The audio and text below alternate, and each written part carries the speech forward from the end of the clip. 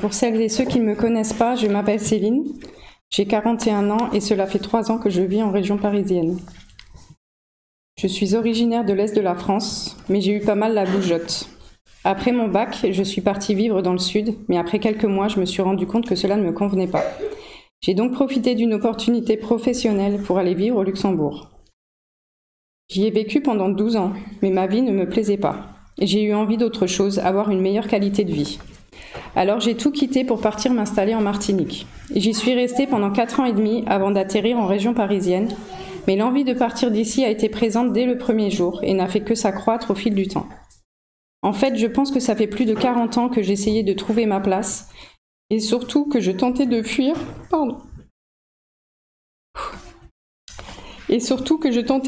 les difficultés de la vie, de ma vie, dont je vous passerai les détails sordides.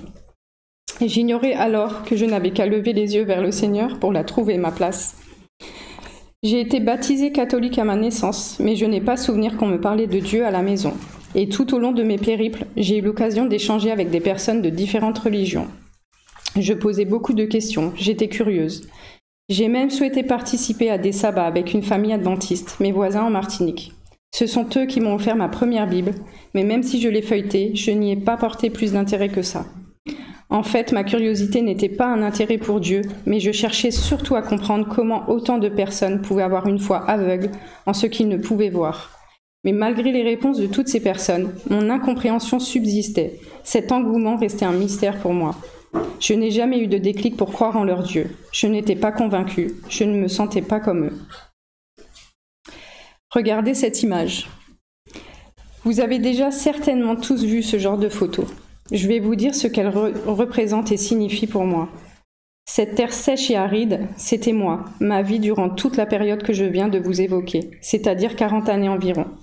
Cette terre aride représente en quelque sorte la carapace que je m'étais forgée dès ma plus tendre enfance, et que j'ai renforcée tout au long de ma vie avec les épreuves et les difficultés que j'ai traversées. Pour n'en citer qu'une, j'ai grandi sans mon père. Mes parents ont divorcé lorsque j'avais 4-5 ans, et mon père n'a pas eu de droit de garde. Il est décédé lorsque j'avais 12 ans, et c'est le jour où j'ai appris son décès que j'ai fumé ma première cigarette. Puis les semaines, les mois, les années ont passé, apportant leur lot de difficultés et de traumatismes. Et moi, au fur et à mesure, en plus de la cigarette, j'ai essayé d'autres échappatoires, comme l'alcool, les drogues, le sexe. Mais toutes ces choses ne servent qu'à assombrir davantage le voile sur nos yeux et ne remplissent pas le vide intérieur. Ma vie était improductive, inutile, sans intérêt, sans joie, aride comme la terre sur la photo. Une terre dure, épaisse, tout comme l'était cette carapace que je pensais être ma protection face à ce monde. Une terre privée d'eau, privée de vie. J'étais devenue cette personne sans vie, triste, aigrie, insatisfaite de ma vie sentimentale, de ma vie personnelle. Puis, au mois de janvier de cette année, j'ai eu un petit souci de santé sans gravité, mais qui m'a obligée à rester chez moi pendant une semaine. Et ce problème médical me renvoyait à un péché commis 14 ans auparavant. Dans le même temps, une personne chrétienne est entrée dans ma vie. Évidemment, ma curiosité au sujet des religions se réveille, et à nouveau je pose beaucoup de questions, notamment comment Dieu pourrait me pardonner ce péché commis 14 ans auparavant, alors que je ne me suis pas pardonné moi-même. Mais cette fois-ci, les réponses apportées par cette personne font écho en moi. Je me rappelle donc que je possède toujours chez moi cette fameuse Bible offerte par mes voisins en Martinique.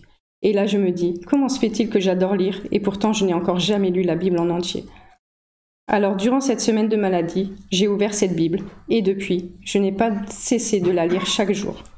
Et aujourd'hui, je comprends cet engouement, cette foi aveugle, cette confiance placée en Dieu. J'ai moi aussi soif de Dieu désormais. Regardez à nouveau cette image. Malgré cette terre sèche et aride, une plante pousse. Voilà ce que Dieu a fait pour moi. Il a mis la vie là où il n'y en avait pas. Cette plante, c'est moi aussi, c'est ma vie, avec Christ désormais. Dans Galates 2:20, il est dit « J'ai été crucifié avec Christ. Ce n'est plus moi qui vis, c'est Christ qui vit en moi. Et ce que je vis maintenant dans mon corps, je le vis dans la foi au Fils de Dieu qui m'a aimé et s'est donné lui-même pour moi. » Cette terre asséchée représente pour moi la vie dans le monde, alors que cette plante représente la vie en Christ. Dieu m'a cherché. Il a persévéré, montrant ainsi son amour pour moi. Il a frappé à la porte de mon cœur et je lui ai enfin ouvert. Il m'a pardonné, il m'a sauvé. Et telle cette plante, ma foi grandit de jour en jour. Comme dit Paul à l'église macédonienne de Philippe, dans Philippiens 1:6, Je suis persuadée que celui qui a commencé en vous cette bonne œuvre la poursuivra jusqu'à son terme, jusqu'au jour de Jésus-Christ. Je croyais à tort que cette carapace était ma protection.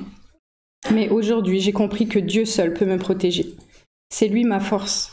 Je ne suis plus seule pour combattre. Psaume 18, versets 1 à 4. Je t'aime, Éternel, ma force, Éternel, mon rocher, ma forteresse, mon libérateur, mon Dieu, mon rocher où je trouve un abri, mon bouclier, la force qui me sauve, mon rempart. Loué soit l'Éternel. Je crie à lui et je suis délivré de mes ennemis. Pour reprendre l'exemple de la cigarette, comme je vous l'ai dit, j'ai commencé à fumer à l'âge de 12 ans. Cela faisait 28 ans que la cigarette faisait partie de mon quotidien. Et malgré plusieurs tentatives et l'envie d'arrêter, j'ai toujours échoué. Mais dans les débuts de mon cheminement vers Dieu, j'ai entendu cette phrase dans une prédication. Combien les personnes qui fument doivent se détester pour s'infliger ça à eux-mêmes. Je savais déjà que la cigarette n'était pas bonne pour moi, pour ma santé, mais ce jour-là, j'ai surtout réalisé que ce n'est pas ce que Dieu veut pour ses enfants. Et comme je ne voulais pas décevoir mon Dieu, je n'ai plus jamais fumé depuis ce jour. J'ai compris alors que sans Dieu, on ne peut rien.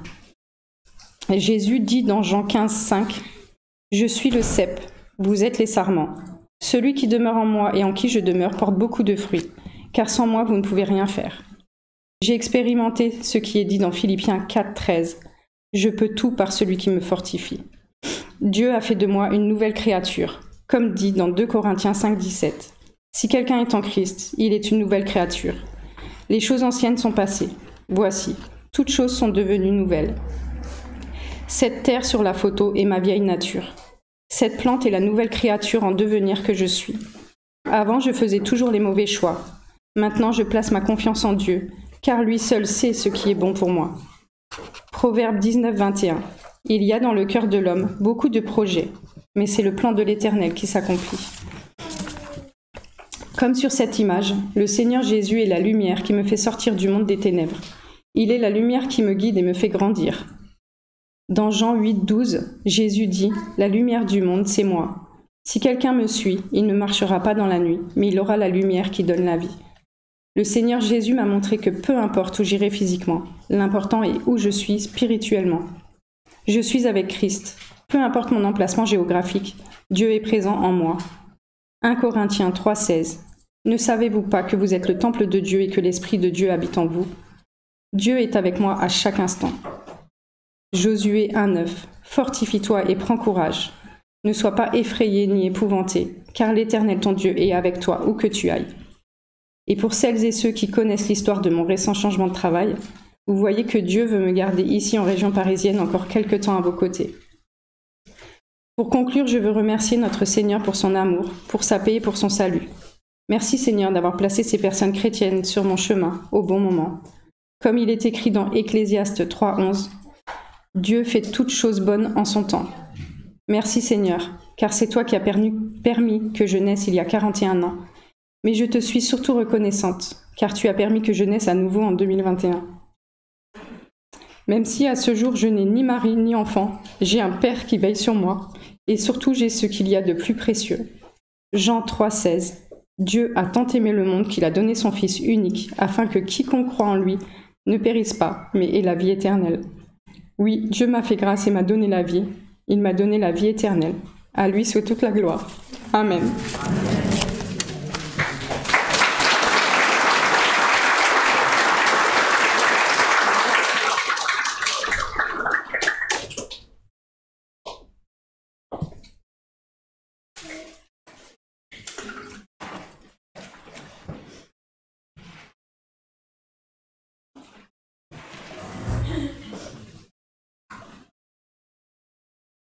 Céline, est-ce que tu crois que Jésus-Christ est le Fils de Dieu? Oui.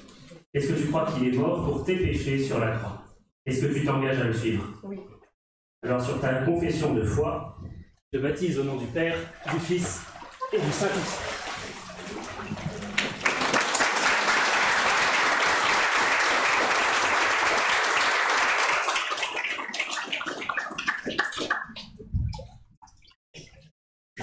Je vais la laisser sortir et pendant qu'elle se sèche, je vais prier pour elle, si vous voulez bien. On va incliner nos têtes dans la prière.